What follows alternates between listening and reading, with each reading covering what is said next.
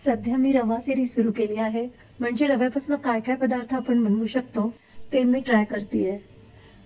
रव्यापासून मी अप्पे बनवले आणि त्यासाठी मी रवा घेतला, त्यामध्ये दही टाकलं आणि अर्धा ते 1 तास मी ते झाकून ठेवलं।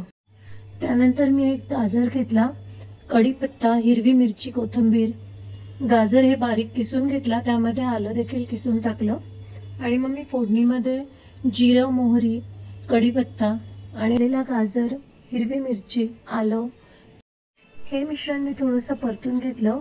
हे परतल्यामुळे त्याची टेस्ट एकदम वेगळी लागते आणि असे अप्पे तयार होतात। आणि त्यानंतर मी जे अर्धा 1 तास रवा भिजवलेला त्यामध्ये हे सर्व मिश्रण मिक्स केलं। आणि तुम्हाला जर हे इन्स्टंट करायचे असेल तर त्यासाठी तुम्ही त्यामध्ये इनो टाकलं तर तुम्ही हे लगेच करू शकता। 10 मिनिटांमध्ये रव्याचं मिश्रण घेऊन त्यामध्ये इनो टाकून आणि तुम्हाला हव्या त्या भाज्या टाकून तुम्ही हे 10 मिनिटात देखील अप्पे करू शकतात, त्यामुळे ते फुलतात।